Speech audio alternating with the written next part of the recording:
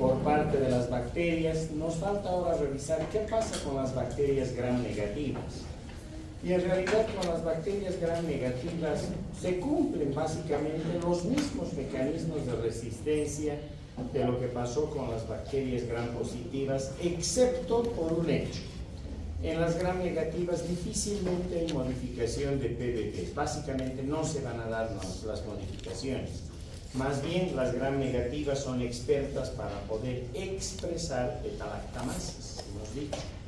De ahí que entonces la parte más importante en las bacterias gram negativas se refiere a la situación de las beta-lactamasas, y eso es lo que definitivamente nos muestra esta charla. Para empezar, están viendo ustedes en la pantalla un trabajo que es un hito dentro de la microbiología clínica, y obviamente esto tiene que ver mucho con todo lo que hemos estado hablando hasta aquí. Están viendo un trabajo que data de diciembre de 1940. Recuerdan que habíamos indicado que la penicilina se le empezó a utilizar el año 42-43. Entonces es obvio que antes que se empiece a usar la penicilina, no debería, si es que pensáramos que son los antibióticos los que promueven la resistencia, es obvio que si no se usaba hasta el año 42-43, antes no debería haber referencia a ninguna posibilidad de resistencia hacia ese antibiótico, ¿verdad? Y sin embargo aparece este trabajo 2-3 años antes de que se empiece a utilizar la penicilina. Es un trabajo del profesor Abraham y del profesor Chain, sí, el mismo que recibió el premio Nobel junto a Fleming y junto a Florey por el desarrollo, en el caso de él, de la penicilina en forma masiva. Ellos trabajaban también desde ya en el Reino Unido, y les corresponde llevar adelante un trabajo de investigación con el cual demuestran que Bacterium coli, tal cual están viendo ustedes en la lámina, era capaz de expresar una enzima la cual obviamente tenía la capacidad de poder destruir la penicilina. Hoy sabemos que esa enzima en realidad no es una sola, hay un conjunto de enzimas y reciben el nombre de beta-lactamasas, ¿verdad? En su momento el término penicilinasa, que es casi un sinónimo de beta-lactamasa, hemos preferido guardarlo para las bacterias gram positivas, el caso sobre todo del estafilococo, ¿verdad? En cambio, en los gram negativos ya se ha vuelto prácticamente una regla el que hablemos en general de beta-lactamasas. Imagínense, 2-3 años antes de que se empiece a usar la penicilina, ya ellos encontraron bacterias que tenían la capacidad de expresar beta-lactamasas, con las cuales obviamente destruían el anillo beta-lactámico de la penicilina y de esa manera asumían un tenor de resistencia. Lo que una vez más termina de demostrar que no es que el antibiótico hace resistentes a las bacterias. Lo que sucede es de que hay un proceso de mutación, un proceso natural, y desde ya hemos dicho que este proceso no es de hace 10 años, 100 años, ni 500 años. Este es un proceso tan antiguo como la vida misma. Por lo tanto, es obvio que en el camino estas bacterias, por mutaciones espontáneas, puede ser que en algunos casos desarrollen resistencias a través, en este caso, de beta-lactamasas frente a los beta-lactámicos como tales. ¿De acuerdo? Pasamos ahora. ¿Qué mecanismos son más importantes en las bacterias gram negativas? De hecho, ahí tienen ustedes una lista, el mecanismo de la impermeabilidad. El lunes ya hemos hablado de este mecanismo, ¿verdad? Por otra parte, el eflujo, que hemos indicado que es un mecanismo de lejos tan realmente idóneo para las bacterias para poder armar resistencia hacia los antibióticos, pero también hemos dicho que en algunos casos la alteración o modificación de PBPs, pero todas quedan eclipsadas en cuanto aparece la opción de la inactivación enzimática. Y la verdad que cuando hablamos de inactivación enzimática, entonces ahora sí estamos hablando, en otras palabras, de enzimas que tienen la capacidad de poder destruir, particularmente y en el mundo de los betalactámicos, esos anillos betalactámicos, y de esa manera pues obviamente se establece la resistencia. ¿Por qué nos estamos circunscribiendo a esto? porque esta es la práctica más común. No es la única inactivación enzimática tampoco. Recuerden la cloranfenicol acetiltransferasa, recuerden las enzimas inactivantes o modificadoras de aminoglucósidos, las EMAs, donde estaban las enzimas adenililantes, acetilantes, fosforilantes, ¿verdad? Pero sin duda alguna y de lejos las betalactamasas son las más importantes. Y eso es porque en nuestra práctica clínica continuamente estamos utilizando betalactámicos.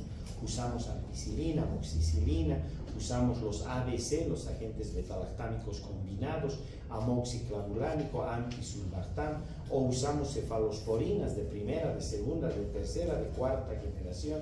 Por eso es, y ahora, además en los hospitales estamos haciendo un uso extenso de los carbapenémicos, imipenem, meropenem, y es por ello entonces de que esta etapa es una de las más importantes cuando estamos hablando de resistencia hacia los antibióticos. ¿Cómo funcionan estas enzimas? ¿Dónde funcionan estas enzimas? El mecanismo es bien interesante porque en realidad ustedes están viendo un corte de la pared de una bacteria gram negativa. Aquí está la membrana externa o exterior, ¿verdad? Esta es la parte más periférica de la pared. Aquí están los lipopolisacáridos, aquí están las porinas, este es el espacio periplásmico, ¿verdad? Y aquí está el péptido glicano, que es una parte también, hemos dicho, importante en la pared de las bacterias. Pero no solo eso, también tenemos la membrana celular, aquí está, ¿verdad? Y aquí abajo el citoplasma. Fíjense que en este espacio periplásmico es el lugar donde las bacterias gram negativas, porque las gram positivas no tienen espacio periplásmico, las gram negativas van a concentrar, van a guardar diferentes enzimas que utilizan dentro de sus sistemas de metabolismo. Entre ellas pueden guardar betalactamasas, y aquí está. En este caso, por ejemplo, están guardando betalactamasas acá. Han fabricado las betalactamasas y las han guardado, las han concentrado en este espacio periplásmico. De ahí que si es que llegara un betalactámico y pasara por la porina para poder ir después al péptido glicano, donde se tienen que enganchar con las PBPs, ¿verdad? No va a poder suceder porque cuando llega hasta este nivel, estas enzimas, estas betalactamasas, se encargan, hemos dicho, de cortar los anillos betalactámicos, y al hacerlo, pues obviamente se establece un fondo de resistencia hacia los antibióticos. Cosa bien diferente con los gram positivos. Las bacterias gram positivas, como no tienen espacio periplásmico, cada vez que fabrican betalactamasas, las eliminan al exterior. Sus betalactamasas trabajan fuera de la bacteria, ¿de acuerdo? Así que entonces se darán cuenta también, apaguen su celular o la clase se acaba aquí, y de aquí van a entrar 20 preguntas al parcial.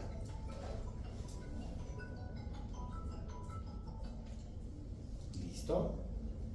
Bien, les decía entonces, es importante el poder discriminar lo que pasa entre gram positivos y gram negativos, porque obviamente en los gram positivos las bacterias no van a fabricar betalactamasas basalmente, ¿no es cierto? Es decir, aparece la posibilidad de que se exprese su maquinaria genética y empiezan a fabricar betalactamasas. No, las bacterias ahorran, las bacterias son eficientes, no van a fabricar enzimas que no van a utilizar. Entonces los gram positivos solo ensamblan betalactamasas cuando se enfrentan al betalactámico, ¿de acuerdo? En otras palabras, hay una inducción por parte del betalactámico hacia la bacteria, y esta obviamente recién pone en marcha su maquinaria genética, y a partir de esta luego pasa al RNA mensajero, llega a los ribosomas y se produce todo el fenómeno de traducción para poder armar la betalactamasa. ¿Se entendió? En cambio, las gram negativas no tienen problema, pueden estar fabricando sin que estén frente al betalactámico, fabrican betalactamasas porque tienen dónde guardar, ¿no es cierto? Las acumulan en el espacio periplásmico para si es que las necesitaran más adelante. El mundo de las betalactamasas es un mundo tan grande que ya les decía que dentro de la bacteriología clínica hoy por hoy trabajamos en una subespecialidad que es la parte de resistencia a antibióticos. Y aunque no me crean, aún dentro de esta subespecialidad, hoy por hoy hay gente que solo se dedica a las beta-lactamasas. Ustedes les preguntan de otro tipo de enzimas, de mecanismos de impermeabilidad, no tienen la menor idea. Pero en cambio, beta-lactamasas sí, todo el día están trabajando solo con beta-lactamasas. Es que es muy grande. El universo de las beta-lactamasas ha desarrollado tanto que hoy por hoy debemos alcanzar por lo menos al millar de beta-lactamasas. Había que ordenarlas, había que clasificarlas, y es ahí donde surge el profesor Ambler, un británico, como están viendo en la fotografía, él era químico. Él es uno de los primeros que propone una muy buena clasificación de las beta-lactamasas. De hecho, esa clasificación consigna básicamente a lo que él les denomina clases. La clase A, que eran las serin-cefalosporinasas, y la clase B, que eran las metalo-beta-lactamasas o metaloenzimas. Un año después, dos investigadores, Jauregui y Grundström, se encargan de encontrar y clasificar otras dos clases sumando a las de Ambler.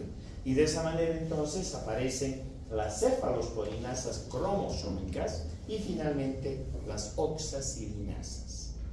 Lamentablemente, y esto ocurre muy a menudo, esta clasificación debería llamarse de Ambler, Jauregui y Grundström, ¿no es cierto?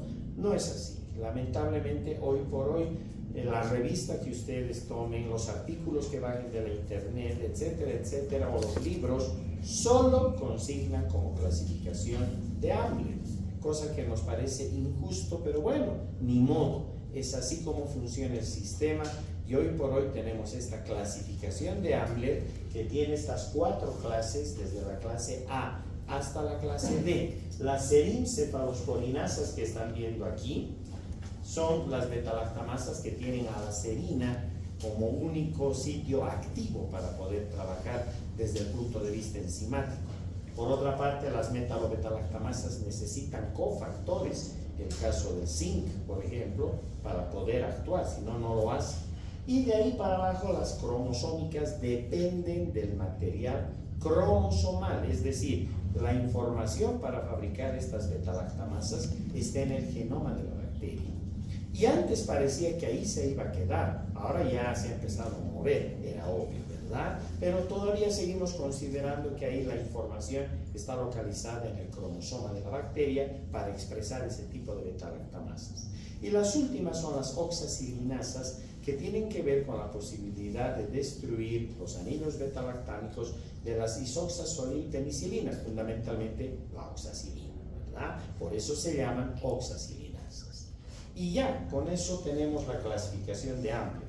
Pero no era muy práctica desde el punto de vista clínico. Él era químico, por lo tanto estaba más basada en la masa molecular de la beta-lactamasa, el punto isoeléctrico, es decir, condiciones más de corte laboratorial. Es así entonces que el año 1995 aparece esta microbióloga, quien ya hemos visto en una fotografía con los estafilococos. Estamos hablando de la doctora Karen Bush.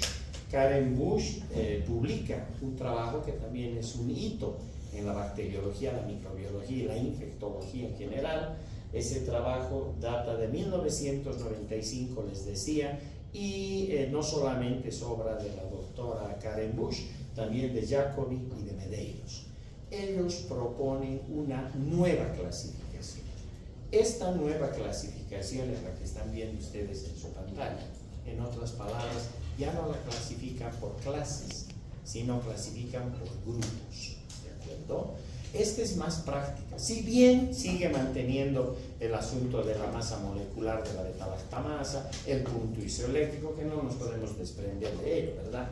Pero además incorpora dos puntos de vista que son claves. Por una parte, ¿qué tal trabajan los inhibidores de beta-lactamasa? Sulbactam, clavulanato, tazobactam. Y por otra parte, ¿cuál es la localización primaria de la información genética para que se fabrique esa beta-lactamasa? Son cromosomales, son plasmídicas, etc. ¿De acuerdo? Entonces, eso le dio un valor mucho más práctico desde el punto de vista clínico, Así que entonces, hoy por hoy, básicamente trabajamos con la clasificación de la doctora Karen Bush, que de la misma manera debió llamarse de Jacobi Medeiros también, y sin embargo los borraron del mapa y quedó solo como la clasificación de Karen Bush. ¿De acuerdo? Así que tenemos dos clasificaciones, Ambler, que sigue vigente, pero Bush, que es la que se utiliza continuamente. Es más, agarren cualquier trabajo de investigación, cualquier trabajo que tiene que ver con resistencia a los antibióticos y van a ver y les van a decir ahí que encontraron la expresión de una beta-lactamasa de tal tipo que corresponde a la clase tantos de Ambler y al grupo tantos de Bush. ¿De acuerdo? Combinan las dos clasificaciones. A la pregunta, ¿me tengo que aprender todo esto de memoria? La respuesta es sí. Si van a ser microbiólogos, bacteriólogas, infectólogos, si van a ser nefrólogas, si van a ser pediatras, infectólogos, si van a especializarse en medicina tropical, si van a especializarse más adelante en salud pública, van a ser epidemiólogas, epidemiólogos, sí tienen que aprenderse de memoria esto. De lo contrario, no le van a entender nada al equipo de laboratorio cuando les diga a qué grupo corresponde una beta-lactamasa determinada y cuáles son sus capacidades o sus potencialidades. ¿Listo? Entonces vean ustedes, tenemos al grupo 1, su blanco fundamental son las cefalosporinas, esta es cromosómica. Los inhibidores no funcionan. De nada sirve que venga un visitador médico y nos diga, sí, pero es que este es el último antibiótico, el último grito de la moda ha salido entre la amoxicilina y el clavulánico con revestimiento para que no lastime el estómago. No tienes razón de ser. Si la persona está infectada con una bacteria que expresa esta beta-lactamasa del grupo 1 de Karen Bush y que su nombre, en este caso hay tantas beta-lactamasas, si ustedes quieren una beta-lactamasa clásica de este grupo 1 es la famosa beta-lactamasa AMC, que es la que están viendo ahí, ¿de acuerdo? Entonces, si la persona está infectada por una de estas bacterias que tiene la capacidad de expresar una beta-lactamasa de tipo AMC, o sea, grupo 1 de Karen Bush, no sirven los inhibidores de beta-lactamasa, ¿de acuerdo? No tienen ninguna utilidad. Luego tenemos al grupo 2A de Karen Bush, que ya lo hemos estudiado, ¿verdad? Con los estafilococos, ¿recuerdan? Que eran capaces de expresar una beta-lactamasa, con eso le hicieron resistencia a la penicilina en los años 40, ¿recuerdan? Ahí está, grupo 2A de Karen Bush, esa beta-lactamasa de los estafilococos, y hemos dicho que la comparten también los enterococos, fundamentalmente fecalis, es la famosa PC1. Y luego tenemos a la 2B, conocida como BLEA, beta-lactamasas de espectro ampliado. Aquí la información genética reside en plásmidos, básicamente. Por eso le tenemos tanto miedo a estas beta-lactamasas, porque los plásmidos, recuerdan la primera charla de resistencia, se mueven facilito de bacteria a bacteria, por ejemplo, por conjugación, ¿verdad? Es decir, hay una transmisión horizontal elevadísima. Estas sí, eventualmente responden a los inhibidores, aunque a veces pueden fallar. ¿Quiénes están aquí? Las beta-lactamasas del grupo TEM, que son famosísimas. TEM1, TEM2 o SHB1 y otras más. ¿De acuerdo? 2BE de Karen Bush son las BLE, las beta-lactamasas de espectro extendido. Y si a las BLEas ya les teníamos miedo, a las BLEs les tenemos pánico, porque estas BLE son terriblemente peligrosas. Las bacterias que son capaces de portar la información también la portan en plásmidos. Y estos plásmidos permiten que se expresen estas beta-lactamasas que las más de las veces sí se inhiben con los inhibidores de beta-lactamasa. El problema, ya van a ver, es el perfil de resistencia que nos muestran estas beta-lactamasas de espectro extendido. ¿Quiénes están aquí? Siguen las del grupo TEM, pero ya están de TEM 3 para arriba, TEM 4, TEM 5, y hoy por hoy ya estamos en TEM 180, TEM 190, etc. ¿De acuerdo? Lo mismo las SHB, están desde la 2 para arriba y han pasado el centenar. Como también tenemos a la famosa ZXM, pregunta del examen a la residencia de este año, en otras palabras, residencia médica. Las de ZXM son betalactamasas que están en el paquete 2BE de Karen Bush, son BLE, betalactamasas de espectro extendido, y son muy propias del cono sur de nuestro continente. Las hallamos en la Argentina, las hallamos en el Uruguay, en el Paraguay, Bolivia, Perú, Chile. ¿De acuerdo? Es una betalactamasa casi, diríamos, muy típica, todo esto que tiene que ver con ZXM del cono sur. Ahora, no es que no hay en el resto del planeta, claro que también están, pero acá encontramos mayor cantidad, mayor frecuencia de aparición de las betalactamasas del corte ZXM. Y lo mismo, hay ZXM1, M2, M3, M150 y así sucesivamente. ¿De acuerdo? Bien. Luego ya siguen las otras betalactamasas, las del grupo 2C, 2DF, 2E, 2F, 3 y 4. Pero imaginen que esto es una pizza. Si yo me quiero comer toda esta pizza, me voy a indigestar, ¿verdad? Es mejor que la divida por pedacitos. Si la divido por pedacitos, se me va a hacer más fácil, ¿no es cierto? Hagamos eso entonces. Ahí está. La he cortado en un pedazo. Entonces este pedazo ya está más fácil, porque aquí ya estoy, mira, ya no voy a ver la dosa para que, si ya la hemos visto con los estafilococos y con los enterococos, ¿verdad? Entonces ahora me concentraré en estos gram negativos, donde de estos gram negativos, obviamente los enterobacteriales son los más importantes. Ahí está Escherichia coli, está Enterobacter, Klebsiella, Salmonella, Shigella, ¿verdad? Entonces me concentraré en ese paquete de bacterias que causan un elevado número de infecciones en nuestros pacientes. Entre estafilococos y los enterobacterales agarran más del 90% de las infecciones, ¿verdad? Así que entonces me conviene concentrarme acá. Y si me concentro acá, otra vez, están viendo ustedes solo ese pedazo recortado de la tabla que hemos visto hace un rato. Grupo 1, grupo 2B y grupo 2BE, ¿de acuerdo? Haremos un pasito más, pero ¿de dónde vienen sus nombres?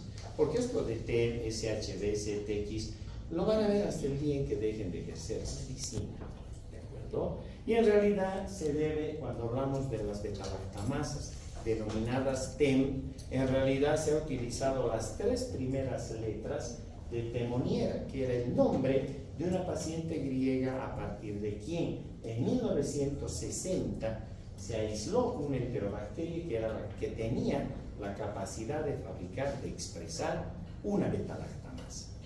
Cuando encontraron esta betalactamasa en 1960, dijeron, le pondremos un nombre. ¿Y qué nombre le ponemos? Pero usaremos las 3 letras del nombre de la señora. La señora se llama Temoniera, listo, Tem. Y va a ser, como es la primera, Tem.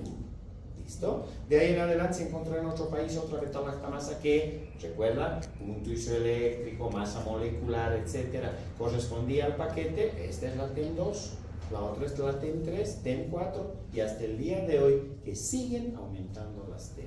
¿De acuerdo? Tienen sus características químicas muy bien definidas que no nos interesan en esta charla porque, una vez más, para quienes sean microbiólogas, microbiólogos, ahí sí entraremos hasta el fondo, ¿verdad? ¿Por qué se llaman SHB? Porque también utilizamos las 3 primeras letras a partir de un término, las sulfidrilo variables. De ahí viene SHB. Y lo mismo se encontró una betalactamasa que era sulfidrilo variable, tenía ciertas características, que sea la 1, y a partir de esta aparecieron otras, la 2, la 3, la 4, y así sucesivamente. Y luego la ZXM, ¿por qué? Porque en realidad tiene más actividad de cefotaximasa. ¿Qué significa esto? Que es una betalactamasa, que es una enzima que está dirigida a la cefotaxima. Y si recuerdan, la cefotaxima es una cefalosporina de tercera generación, ¿verdad? Lo interesante es que si bien su blanco principal es la cefotaxima, pero eso no obsta de que termine quemando a varios betalactámicos, a muchos betalactámicos, ¿de acuerdo? Pese a que su blanco básico, su blanco primario es la cefotaxima, sin embargo, cuando una ZXM está en marcha, la 1, la 2, la que fuere, terminan quemando bastantes betalactámicos, ¿de acuerdo? Entonces ahí está, por ello tienen estos nombres. Vamos avanzando y regresamos al grupo 1 de Karen Bush. Cuando volvemos al grupo 1 de Karen Bush tenemos 2 posibilidades. Y de aquí en adelante solamente van a mirar lo de abajo, que es la parte de laboratorio. No necesitamos saber exactamente lo que pasa en el laboratorio. Lo que nos interesa es que sepamos qué hace este tipo de beta-lactamasa, en quiénes y qué antibióticos quedan de pie y cuáles se caen, ¿verdad? Eso es práctico para los médicos. Este grupo 1 de Karen Bush encontramos inducible. ¿Qué significa inducible? Que ante la presencia de un beta-lactámico, como si fuese un gran positivo, ¿no ve? Ante la presencia de un beta-lactámico se activa la beta-lactamasa. Es más, no solo frente al beta-lactámico como tal, el ácido clavulánico, ese inhibidor de beta-lactamasa, es poderoso arrancador o despertador del sistema AMC. ¿Se dan cuenta? O sea que si yo no sé qué bacteria está infectando a mi paciente y qué tipo de beta-lactamasa se está fabricando y le doy un antibiótico, un ABC, amoxiclavulánico, clavulánico, y si por mala suerte está fabricando el grupo 1 de Karen Bush, ese paciente, si está delicado, en 48 horas está en terapia intensiva o en 96 horas está ya en el cementerio jardín. ¿De acuerdo? Entonces, no es, por eso decíamos, no es prescribir antibióticos por prescribir. Yo tengo que saber todo esto, ¿verdad? Porque si de lo contrario no manejo esto, imagínense los errores que voy a cometer. Y eso significa que tengo que trabajar pegadito a mi laboratorio de bacteriología o microbiología. Ahí tienen la obligación de detectar esta beta-lactamasa. En laboratorio no necesitan escribir, no nada, solo escuchen. En laboratorio detectamos de esta manera. Le colocamos un disco de amoxiclavulánico y cefalosporinas de tercera generación a una determinada distancia. Miren qué bonito se achata el halo. Miren cómo se aplana. Lo mismo aquí pasa con el astreonam y aquí con la cefuroxima, que es una cefalosporina de segunda generación. Pero nosotros le ponemos el amoxiclavulánico y 2 cefalosporinas de tercera, cefotaxima y ceftazidima. Y aquí están viendo ustedes una vez más cómo se achatan los halos. Parece una letra D mayúscula, ¿verdad? Listo, eso vemos y decimos, ah, mira, AMC, grupo 1 de Karen Bush. ¿En quiénes está AMC? Pregunta de parcial y de final. Está en este paquete de bacterias: Enterobacter, Citrobacter freundii, obviamente en Serratia, Morganella morgani y Providencia. 5. ¿De acuerdo? Entonces, obviamente todas estas son enterobacterias. Estamos hablando de que el grupo 1 de Karen Bush, AMC inducible, se va a encontrar en Enterobacter, en las especies de Enterobacter, se va a encontrar en Citrobacter freundii, se va a encontrar en Serratia, en Morganella morgani y finalmente en Providencia. Estas tienen la secuencia AMC en sus genomas. Por eso es de que si viene un beta-lactámico y tiene la capacidad de activar la fabricación de AMC, o bien el clavulánico, y obviamente se activa la formación de AMC, estas bacterias empiezan a fabricar la beta-lactamasa AMC, y entonces ahora sí, veamos qué es lo que pasa. Miren ustedes en el antibiograma, y luego, cuando ya reportan a ustedes este antibiograma, y ustedes necesitan saber la teoría de AMC, se resume muy facilito. Se caen todos los beta-lactámicos. No sirven las aminopenicilinas, ampicilina, amoxicilina, resistencia. Los ABC, los agentes beta-lactámicos combinados, claro que no sirven si estamos diciendo que los inhibidores no funcionan. Con mayor razón, entonces antisulbactán, amoxiclavulánico se cayeron, ¿verdad? No tienen ningún tipo de acción. Pero no solo eso, sino que también se caen las cefalosporinas de primera, de segunda y de tercera generación. ¿De acuerdo? Y no contentos con esos, arrastran incluso a los monobactams, al astreonam. ¿Quiénes quedan de pie ante una AMC inducible?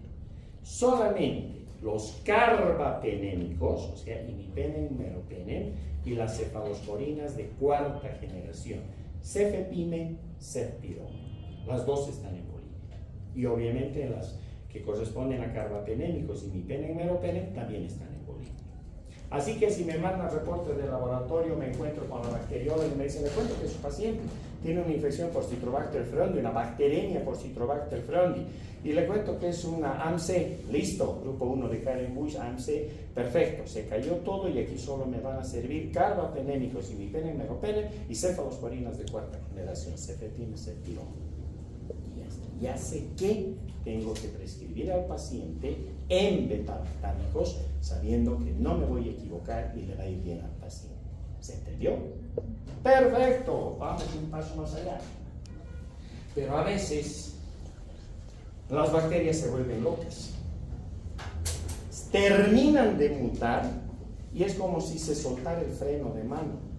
Empiezan a fabricar la betalactamasa, la AMSE, en grandes cantidades y deja de ser ya una AMSE inducible y se vuelve una AMSE dereprimida. El nombre está perfecto, porque deberíamos decir AMSE hiperproducida, ¿no es cierto?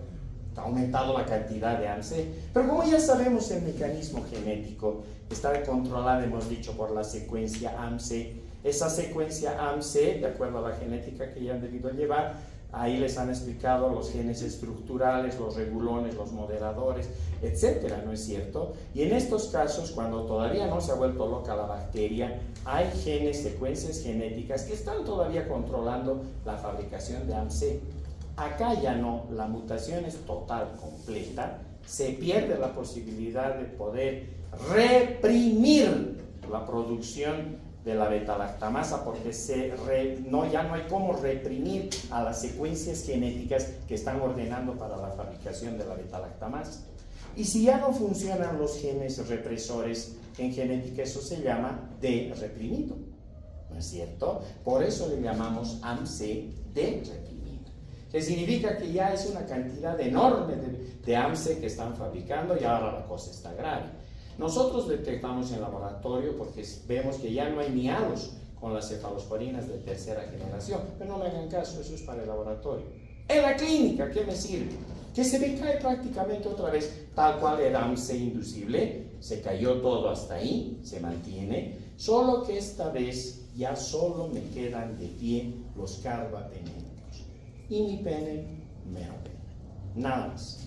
Las cefalosporinas de cuarta generación, como ya hay tanta cantidad de betalactamasa, pueden resultar, en este caso, también comprometidas y en todo caso se anticipa fracaso terapéutico si es que usamos cefalosporinas de cuarta generación. ¿Se entendió? Ahora, hasta aquí estaba bonita la historia, porque les estoy contando lo que lo he dicho seguramente hace muchos años en una clase que era así. Pero ahora la cosa cambió, las bacterias ya no se contentan con ser solo puntero izquierdo, solo puntero derecho, sino que patean con las dos piernas. Entonces ahora ya se ha visto que las secuencias genéticas de AMSE se han empezado a desprender del genoma de estas bacterias y se empiezan a mover en plásmidos. ¿Se dan cuenta? Al moverse en plásmidos ahora ya no encontramos AMSE solamente en las que hemos dicho. Pudiéramos encontrar en otras si es que la situación se va haciendo más grave. Lo más terrible es que en la medida que pase el tiempo, sí, vamos a empezar a encontrar AMSE en Escherichia coli y en otras más, seguro, ¿de acuerdo? Porque ya han salido del genoma, se han ido a los plásmidos los genes y se están moviendo más fácilmente. Pero por ahora se sigue manteniendo en AMSE, ya saben ustedes, ¿verdad? Estamos encontrando básicamente en Enterobacter, en Citrobacter freundii, en Serratia, encontramos en Morganella morganii y obviamente en la última que es Providencia. Pregunta de parcial, pregunta de final y pregunta de ingreso a la residencia médica. ¿Listo? ¿Está fácil hasta aquí? Sí, ¿verdad?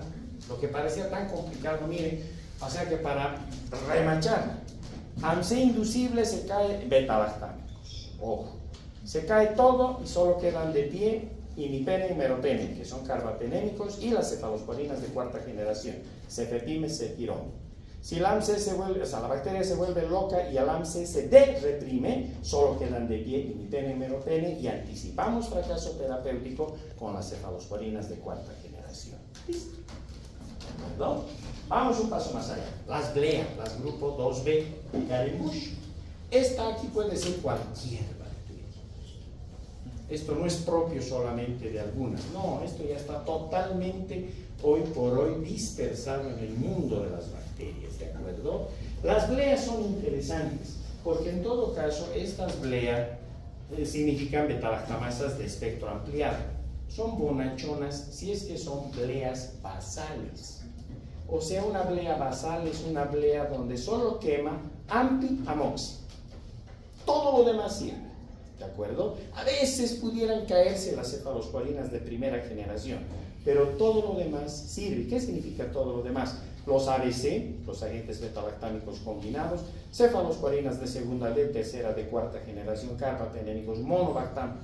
Es más, qué hermosa sería la vida si todas las bacterias solo tuviesen resistencia tipo blea basal, ¿no es cierto? Porque ahí solamente se cayó ampicilina, amoxicilina y quién sabe cefalosporinas de primera generación. Todo lo demás sirve, ¿de acuerdo?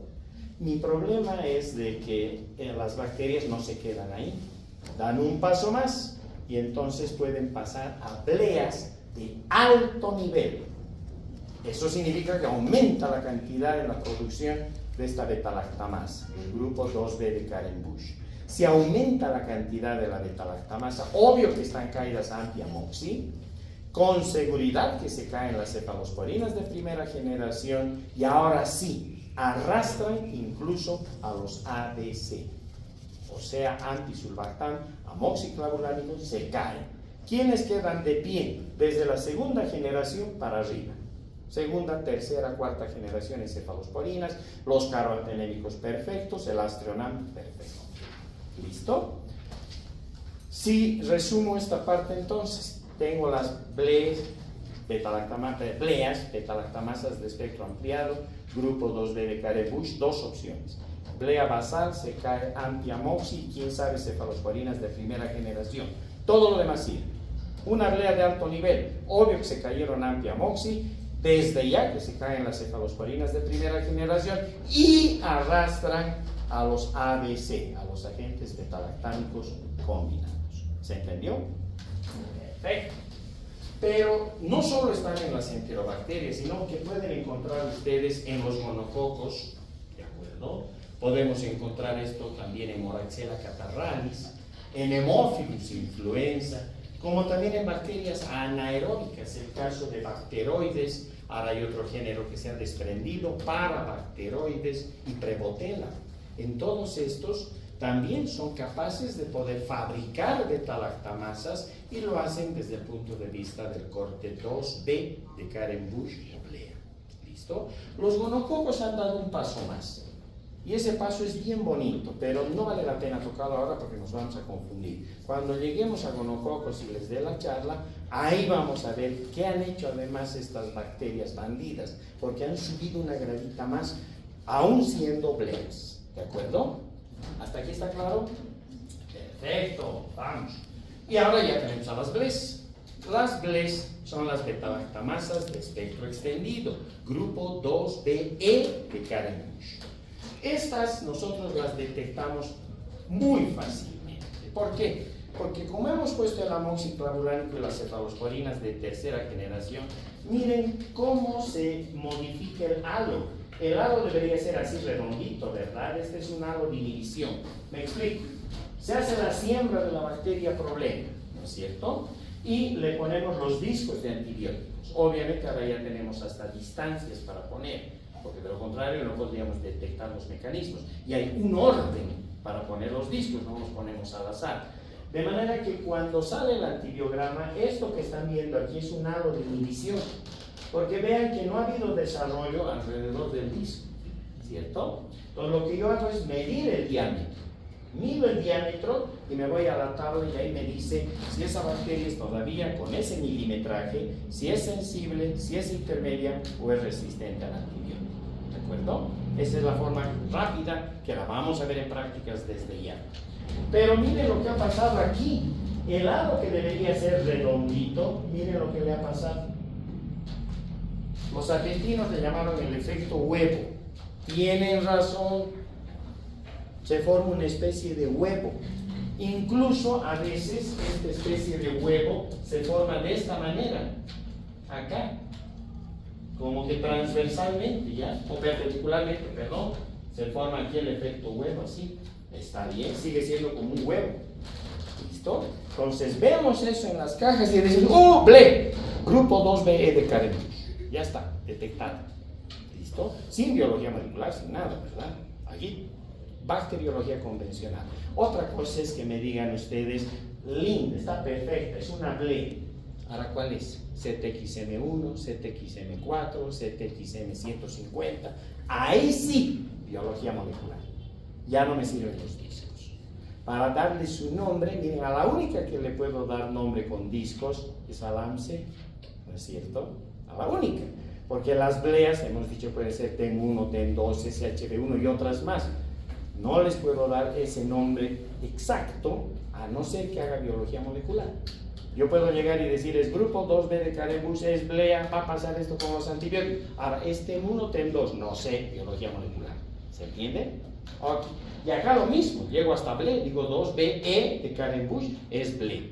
Por lo tanto, hasta ahí llego. Y si me dicen, pero ¿y cuál es ese TXM, es TEM, es SHB? No, eso ya no sé.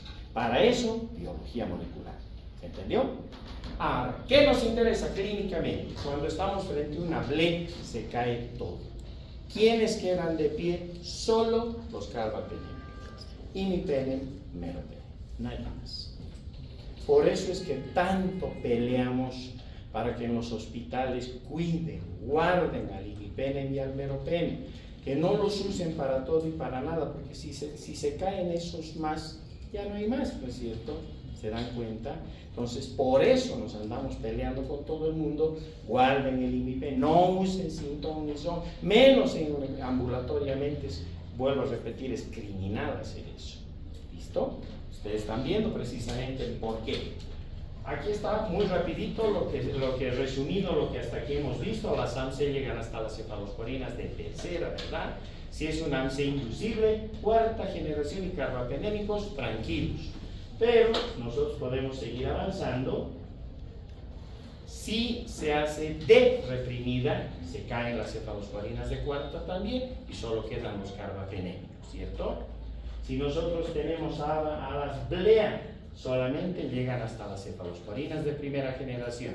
De ahí para arriba todo sirve, ¿cierto? Y si vamos a ver las ble, estas queman casi todo y solo quedan los carbapenémicos de pie. ¿Entendió? Súper. Bueno, obviamente nosotros como país hemos trabajado muchísimo en esto y hemos hecho estudios de investigación a propósito de cepas de Escherichia coli.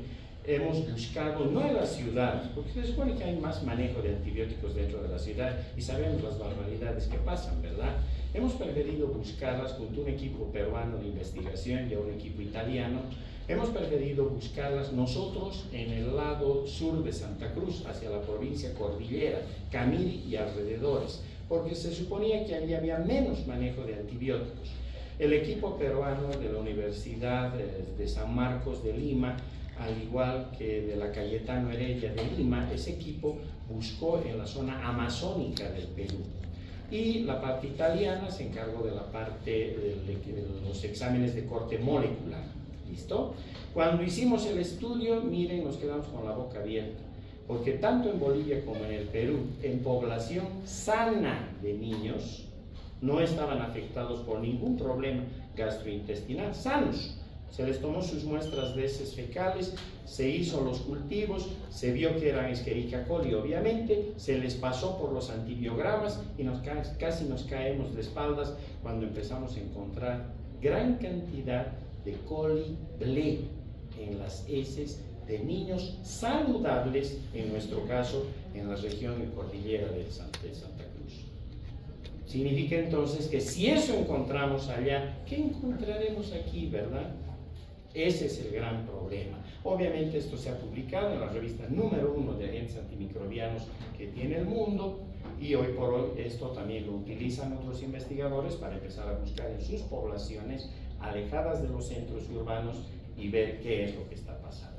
¿Listo? Muy bien. Pero quedaban de pie los carbapenémicos. Ahora en 2 láminas o 3 láminas vamos a ver la tragedia de todo esto. Porque resulta que las bacterias no se iban a quedar contentas. dieron un paso más y empiezan a fabricar carbapenemasas.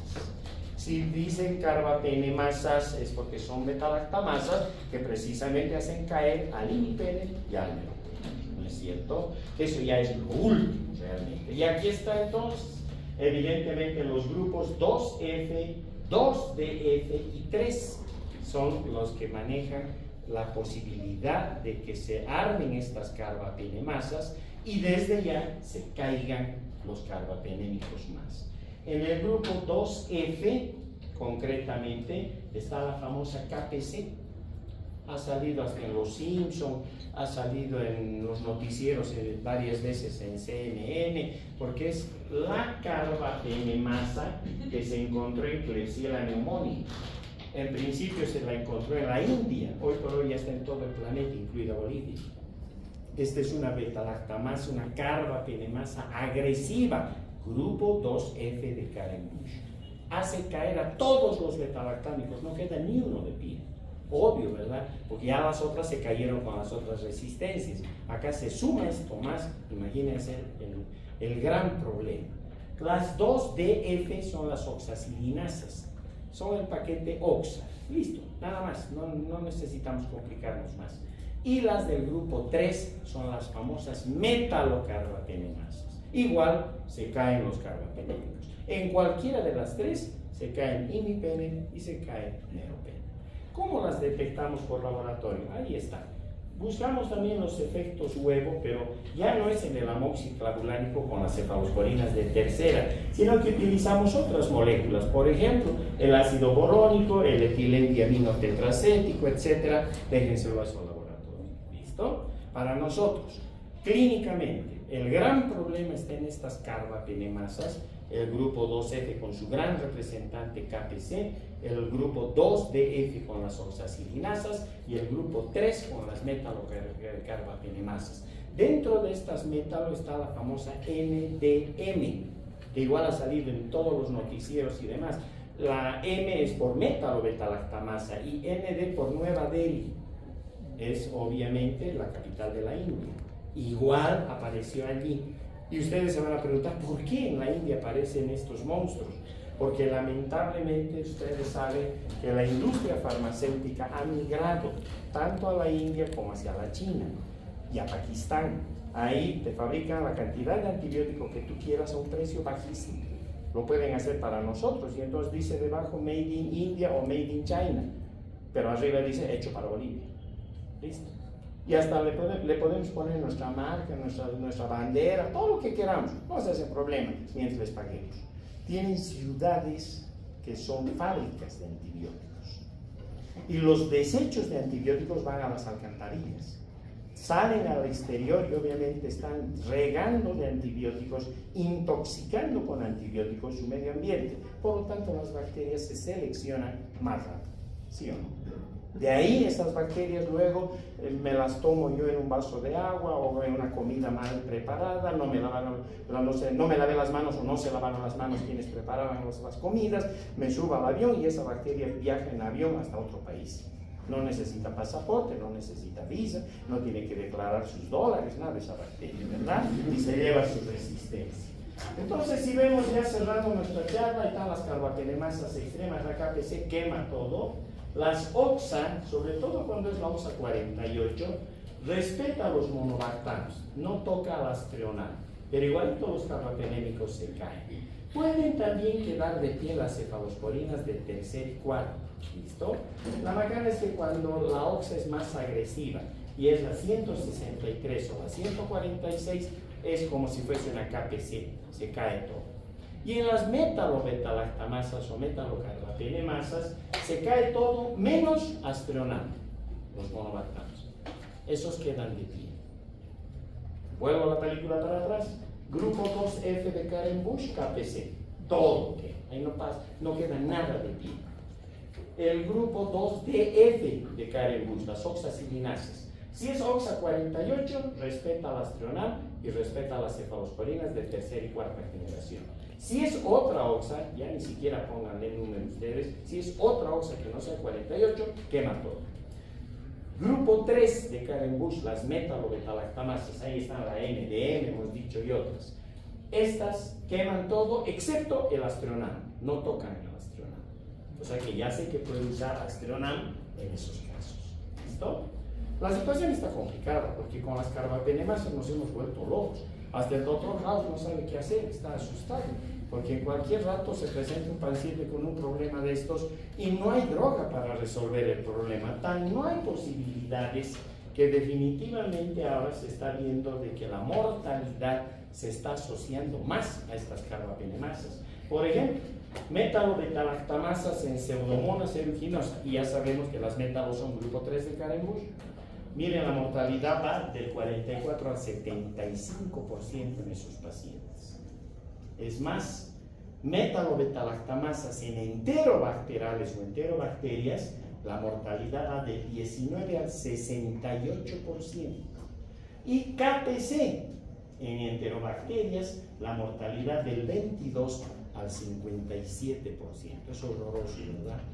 Y contra estas van a tener que pelear ustedes. Por eso es que necesitan manejar esto perfectamente. De lo contrario, pues la situación se torna muy peligrosa y desde ya todos estamos en el mismo barco. Nunca se separen de sus laboratorios de bacteriología, de microbiología, porque evidentemente son los únicos que les van a dar la solución. ¿Listo? Ya ni es la propaganda para el microbioma.